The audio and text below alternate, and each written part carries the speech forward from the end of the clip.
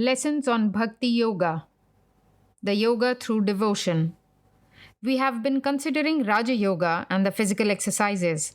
Now we shall consider yoga through devotion. But you must remember that no one system is necessary for all. I want to set before you many systems, many ideals, in order that you may find one that will suit you. If one does not, perhaps another may. We want to become harmonious beings with the psychical, spiritual, intellectual, and working, active sides of our nature equally developed. Nations and individuals typify one of these sides or types and cannot understand more than that one.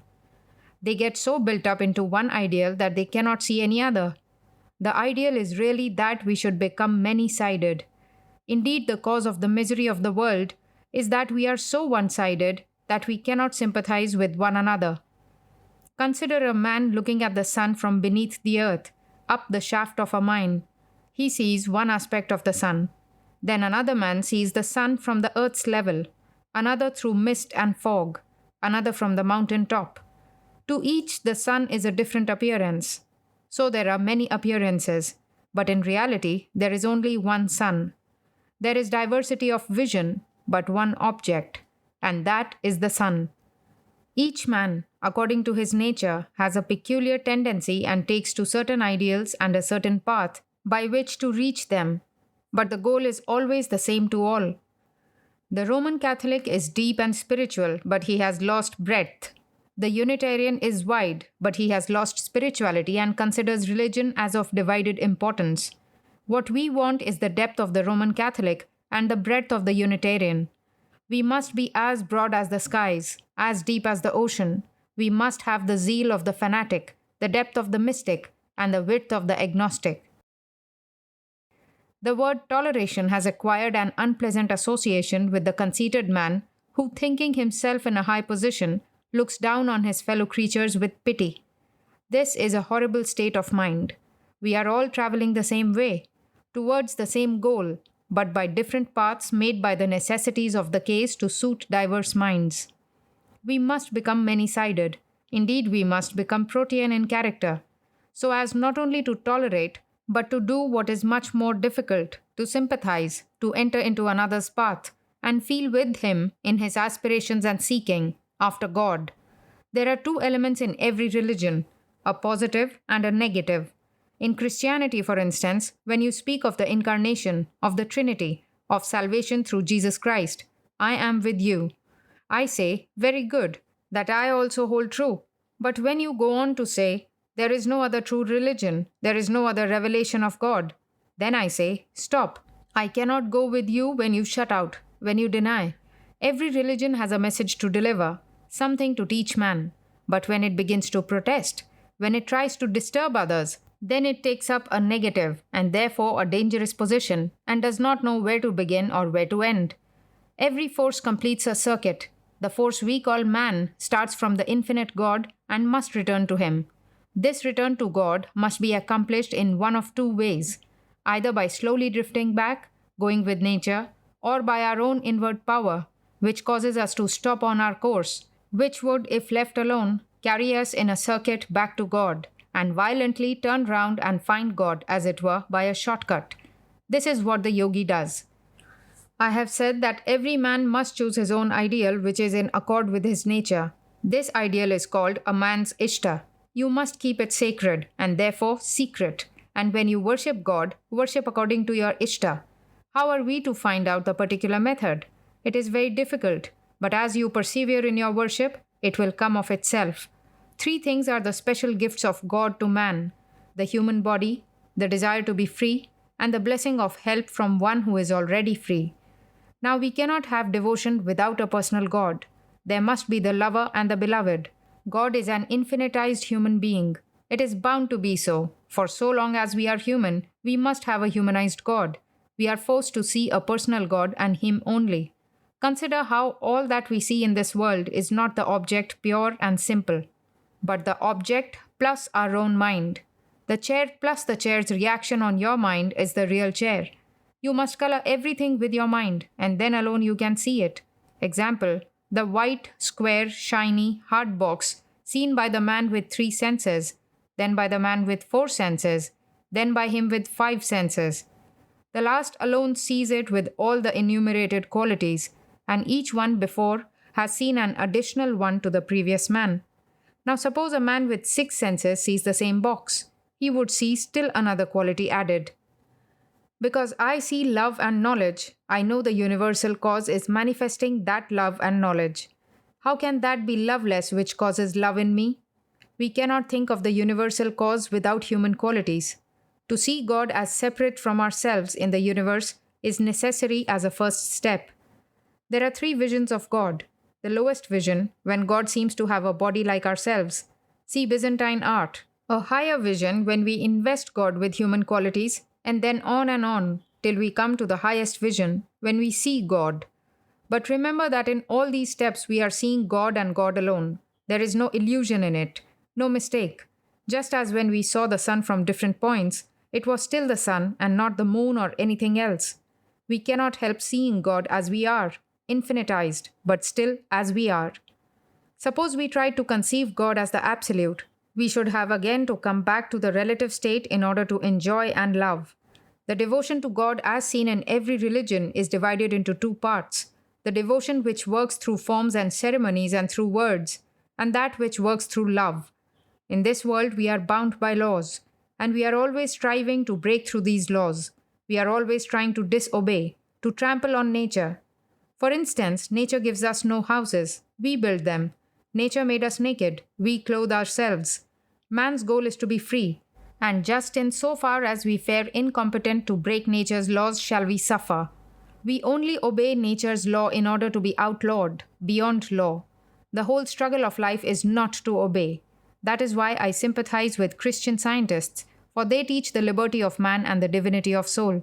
The soul is superior to all environment. The universe is my Father's kingdom. I am the heir apparent. That is the attitude for man to take. My own soul can subdue all. We must work through law before we come to liberty. External helps and methods, forms, ceremonies, creeds, doctrines, all have their right place and are meant to support and strengthen us until we become strong. Then they are no more necessary. They are our nurses, and as such indispensable in youth.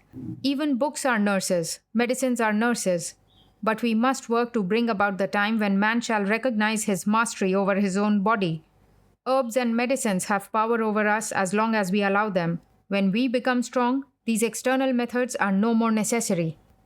Worships through words and love. Body is only mind in a grosser form, mind being composed of finer layers and the body being the denser layers. And when man has perfect control over his mind, he will also have control over his body. Just as each mind has its own peculiar body, so to each word belongs a particular thought. We talk in double consonants when we are angry. Stupid, fool, idiot, etc. In soft vowels when we are sad. Ah, me. These are momentary feelings, of course, but there are eternal feelings such as love, peace, calmness, joy, holiness. And these feelings have their word expression in all religions, the word being only the embodiment of these, man's highest feelings. Now the thought has produced the word, and in their turn, these words may produce the thoughts or feelings. This is where the help of words come in. Each of such words covers one ideal. These sacred, mysterious words we all recognize and know, and yet if we merely read them in books, they have no effect on us. To be effective, they must be charged with spirit, touched and used by one who has himself been touched by the Spirit of God and who now lives. It is only he who can set the current in motion. The laying on of hands is the continuation of that current which was set in motion by Christ. The one who has the power of transmitting this current is called a guru. With great teachers, the use of words is not necessary, as with Jesus. But the small fry transmit this current through words. Do not look on the faults of others. You cannot judge a man by his faults. Example, suppose we were to judge of an apple tree by the rotten, unripe, unformed apples we find on the ground. Even so do the faults of a man not show what the man's character is. Remember, the wicked are always the same all over the world. The thief and the murderer are the same in Asia and Europe and America. They form a nation by themselves. It is only in the good and the pure and the strong that you find variety. Do not recognize wickedness in others. Wickedness is ignorance, weakness. What is the good of telling people they are weak? Criticism and destruction are of no avail. We must give them something higher. Tell them of their own glorious nature, their birthright. Why do not more people come to God? The reason is that so few people have any enjoyments outside their five senses. The majority cannot see with their eyes nor hear with their ears in the inner world. We now come to worship through love. It has been said, "It is good to be born in a church, but not to die in it." The tree receives support and shelter from the hedge that surrounds it when young, but unless the hedge is removed, the growth and strength of that tree will be hindered. Formal worship, as we have seen, is a necessary stage, but gradually by slow growth we outgrow it and come to a higher platform. When love to God becomes perfect, we think no more of the qualities of God, that He is omnipotent, omnipresent, and all those big adjectives. We do not want anything of God, so we do not care to notice these qualities. Just all we want is love of God. But anthropomorphism still follows us. We cannot get away from our humanity. We cannot jump out of our bodies. So we must love God as we love one another. There are 5 steps in human love. 1. The lowest, most commonplace, peaceful love, when we look up to our Father for all we want, protection, food, etc. 2. The love which makes us want to serve. Man wants to serve God as his master, the longing to serve dominating every other feeling. And we are indifferent whether the master is good or bad, kind or unkind. 3. The love of a friend, the love of equals, companions, playmates. Man feels God to be his companion. 4. Motherly love. God is looked upon as a child. In India, this is considered a higher love than the foregoing because it has absolutely no element of fear. 5. The love of husband and wife. Love for love's sake. God the perfect, beloved one. It has been beautifully expressed. 4 eyes meet. A change begins to come into 2 souls. Love comes in the middle between these 2 souls and makes them one. When a man has this last and most perfect form of love, then all desires vanish. Forms and doctrines and churches drop away. Even the desire for freedom, the end and aim of all religions is freedom from birth and death and other things, is given up. The highest love is the love that is sexless, for it is perfect unity that is expressed in the highest love, and sex differentiates bodies. It is therefore only in spirit that union is possible. The less we have of the physical idea, the more perfect will be our love. At last all physical thought will be forgotten, and the 2 souls will become one. We love, love always. Love comes and penetrates through the forms and sees beyond. It has been said, the lover sees Helen's beauty in an Ethiopian's brow. The Ethiopian is the suggestion, and upon that suggestion the man throws his love. As the oyster throws over the irritants, it finds in its shell the substance that turns the irritants into beautiful pearls. So man throws out love, and it is always man's highest ideal that he loves. And the highest ideal is always selfless. So man loves love. God is love, and we love God, or love love. We only see love. Love cannot be expressed. A dumb man eating butter cannot tell you what butter is like. Butter is butter, and its qualities cannot be expressed to those who have not tasted it. Love for love's sake cannot be expressed to those who have not felt it. Love may be symbolized by a triangle.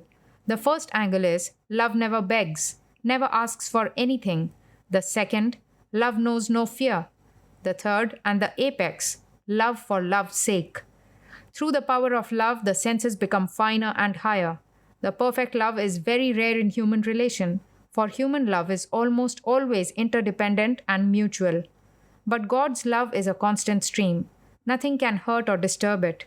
When man loves God as his highest ideal, as no beggar, wanting nothing, then is love carried to the extreme of evolution, and it becomes a great power in the universe. It takes a long time to get to these things, and we have to begin by that which is nearest to our nature. Some are born to service, some to be mothers in love. Anyhow, the result is with God. We must take advantage of nature.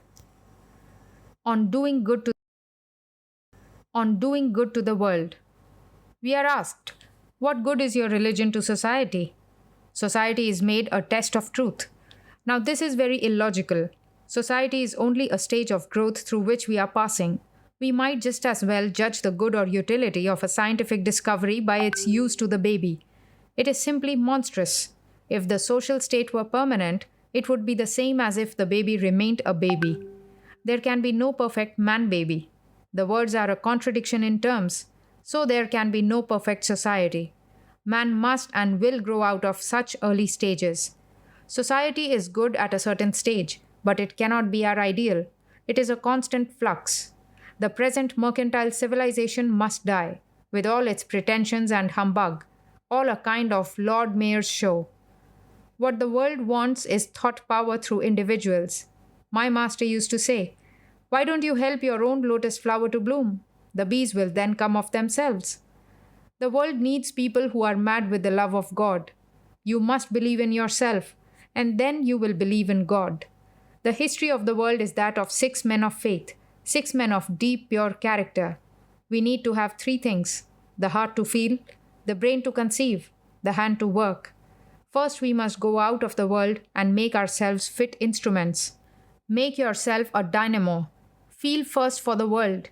At a time when all men are ready to work, where is the man of feeling? Where is the feeling that produced an Ignatius Loyola? Test your love and humility. That man is not humble or loving who is jealous. Jealousy is a terrible, horrible sin. It enters a man so mysteriously. Ask yourself, does your mind react in hatred or jealousy? Good works are continually being undone by the tons of hatred and anger which are being poured out on the world. If you are pure, if you are strong, you, one man, are equal to the whole world. The brain to conceive the next condition of doing good works is only a dry Sahara after all. It cannot do anything alone unless it has the feeling behind it. Take love, which has never failed, and then the brain will conceive, and the hand will work righteousness. Sages have dreamed of and have seen the vision of God. The pure in heart shall see God. All the great ones claim to have seen God. Thousands of years ago has the vision been seen, and the unity which lies beyond has been recognized. And now the only thing we can do is to fill in these glorious outlines.